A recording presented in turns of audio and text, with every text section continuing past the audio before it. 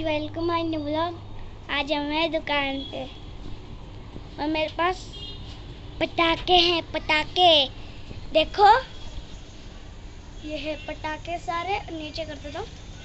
देखो, ये sky shot, ये काजू मेरे को लाए, ये है स्काई शॉट, ये भी है, चक्री भी है, अनार भी है, माचिस बम भी है।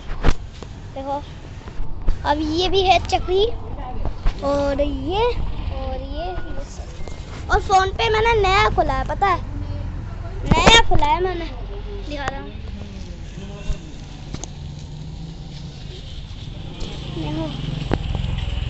अब ये देखो, गन वाले पटाखे, इसके अंदर ना बहुत सारे पटाखे हैं। और भी दिखाता हूँ आपको, रुको लाइन में रहो थोड़ा, ठीक है।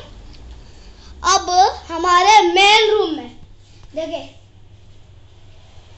सब पटाखे ही जगह में है। देखे, ये माचिस बम, ये सब है, और यहाँ पे सब है भाई।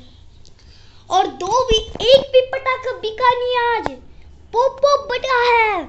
और मैंने आज माचिस बम चलाया है। और कितने व्लॉग भी बना लो, जो पटाखे है ना। अब देखो, केक भी आ चुका है। अब